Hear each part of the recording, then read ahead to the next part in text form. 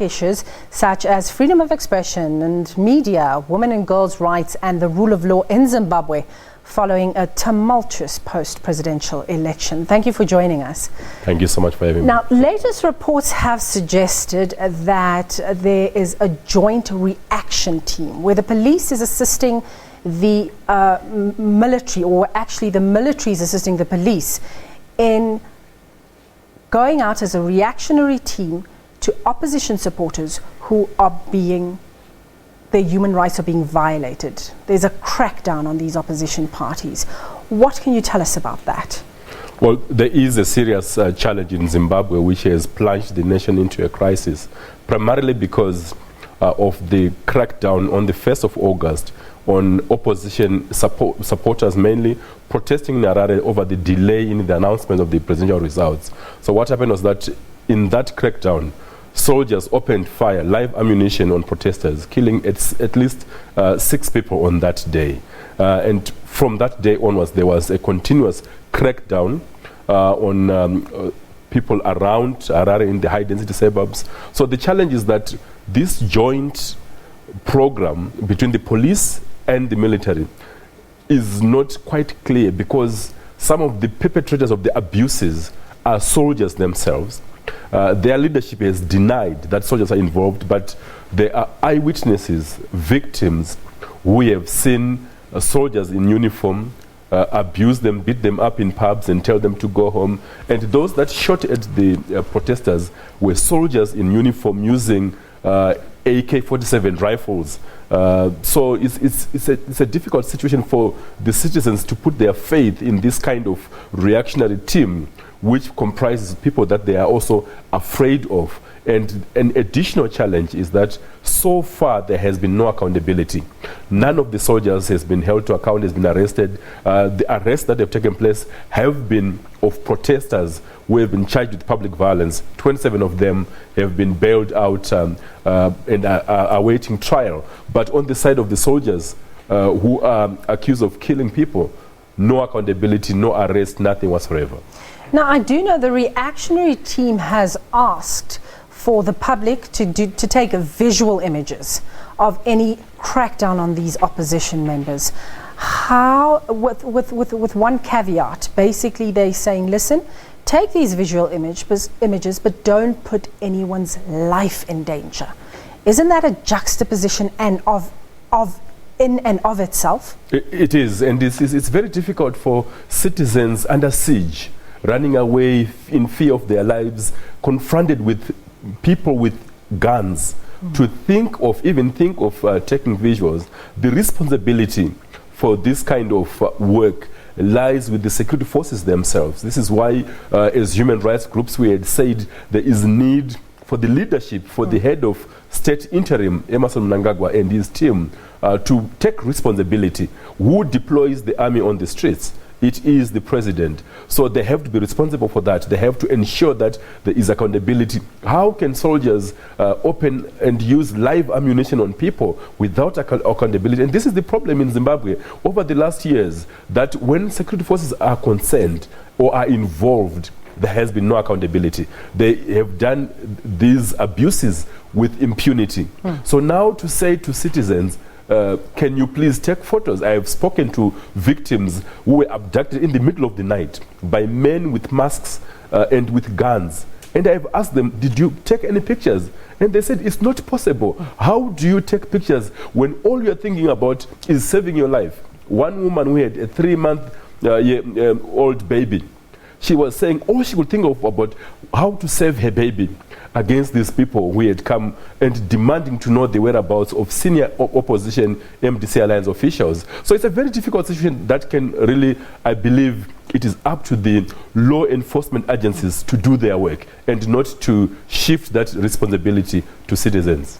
Now, this theme of lack of accountability, as you have mentioned, I see it's coming through in a lot of what you are saying.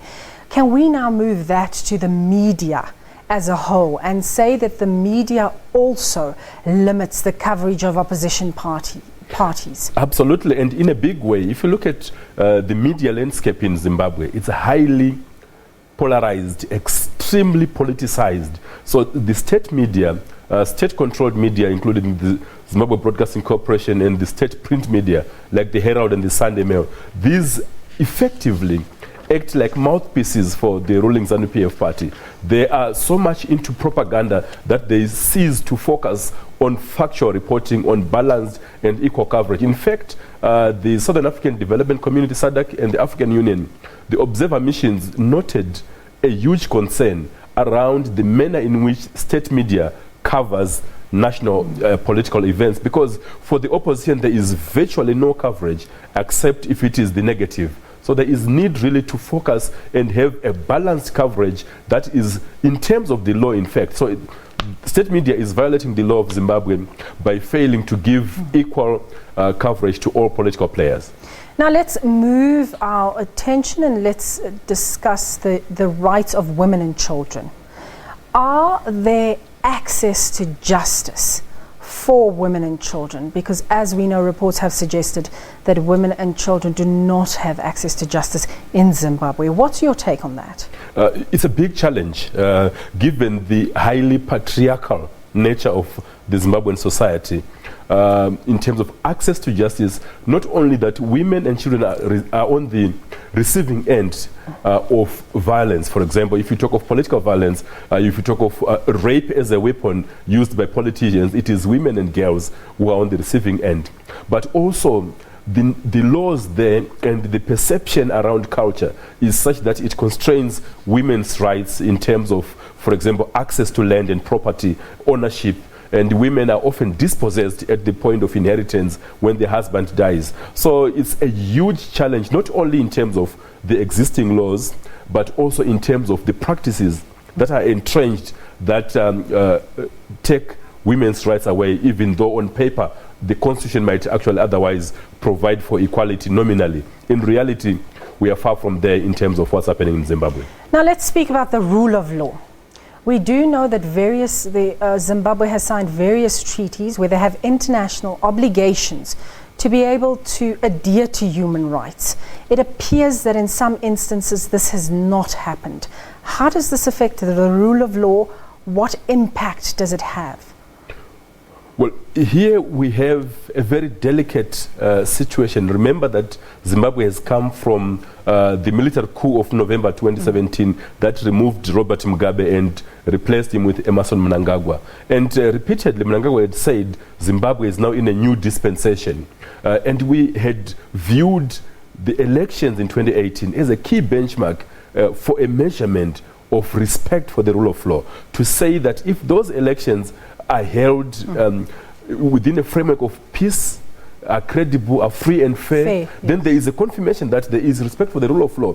But unfortunately, that hope has been dashed if you look at the events of the last few days, including the killing of at least 6 people on the streets with no accountability.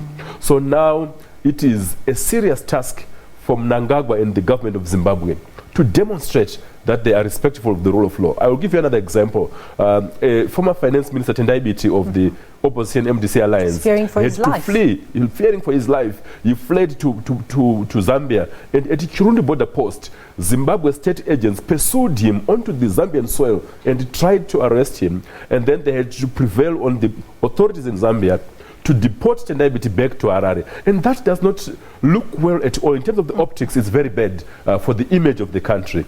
So we are saying to the leadership in Zimbabwe, don't talk of Zimbabwe being open for business without looking at the human rights imperative. You need to look at the rule of law.